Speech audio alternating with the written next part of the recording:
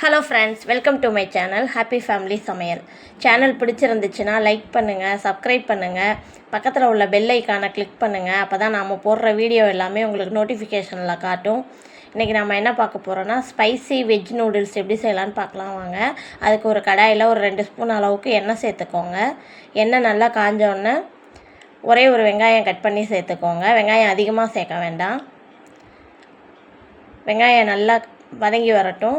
வெங்காயம் நல்லா வதங்கினதுக்கப்புறம் பச்சை மிளகாய் ஒரு 4 பச்சை மிளகாய் அளவுக்கு சேர்த்துக்கோங்க.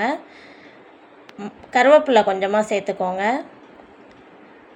நான் வந்து 8 பாக்கெட், அந்த குட்டி குட்டி பாக்கெட்டாக இருக்கும் இல்லையா, அதில் 8 பாக்கெட் சேர்க்குறேன். அதனால் நான் மிளகாய் நிறைய சேர்த்துருக்கேன். உங்கள் காரத்துக்கு ஏற்ற மாதிரி நீங்கள் எவ்வளோ கம்மி பண்ணி செய்கிறீங்களோ அதுக்கு தகுந்த மாதிரி கம்மி பண்ணிக்கோங்க.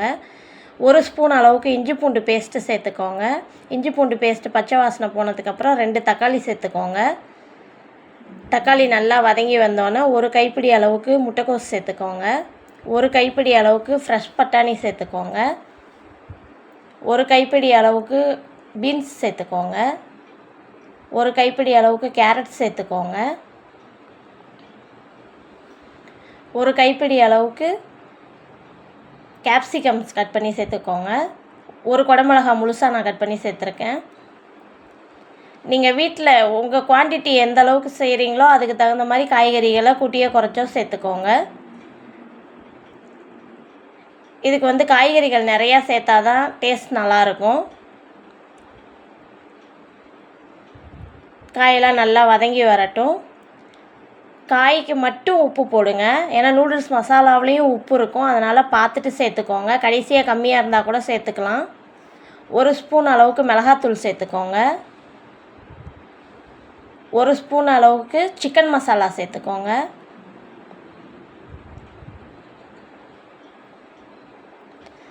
சேர்த்துட்டு நல்லா கலந்து கொடுங்க. மிளகாத்தூள், சிக்கன் மசாலா எல்லாம் பச்சை வாசனை போகிற வரைக்கும் நல்லா வதங்கி வரட்டும்.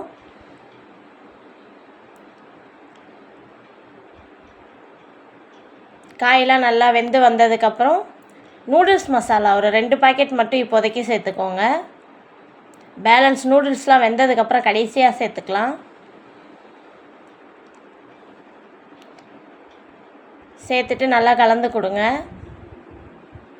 தண்ணி வந்து அந்த குட்டி பாக்கெட் ஒரு பாக்கெட்டுக்கு வந்து 200 ml தண்ணி வைக்கணும். நான் 8 பாக்கெட் எடுத்திருக்கேன். அதுக்கு தகுந்த மாதிரி தண்ணி கால்குலேட் பண்ணி சேர்த்துக்கோங்க. தண்ணி சேர்த்துட்டு நல்லா தண்ணி நல்லா கொதித்து வரட்டும். தண்ணி கொதிச்சோன்னே நூடுல்ஸ் எல்லாத்தையும் சேர்த்துக்கலாம். நூடுல்ஸ் சேர்க்கும்போது செக் பண்ணி சேர்த்துக்கோங்க. சேர்த்துட்டு நல்லா வெந்து வரட்டும். இந்த டைமில் உப்பு கரெக்டாக நூடுல்ஸ் சேர்த்துட்டு நல்லா வெந்து வரும்போது உப்பு கரெக்டாக இருக்கான்னு செக் பண்ணிக்கோங்க. உப்பு பத்தலைன்னா லைட்டாக உப்பு சேர்த்துக்கோங்க.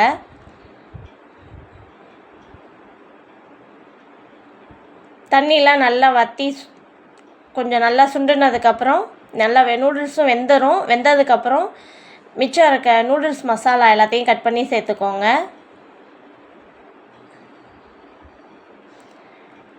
மல்லித்தலை கொஞ்சமாக சேர்த்துக்கோங்க. அவ்வளோதான் ஃப்ரெண்ட்ஸ், நம்மளோட ஸ்பைசி வெஜ் நூடுல்ஸ் ரெடி ஆயிடுச்சு. சமைச்சு பார்த்துட்டு கமெண்ட் சொல்லுங்கள். தேங்க்ஸ் ஃபார் வாட்சிங். சேனல் பிடிச்சிருந்துச்சுன்னா லைக் பண்ணுங்கள், சப்ஸ்கிரைப் பண்ணுங்கள், சப்போர்ட் பண்ணுங்கள். தேங்க்யூ.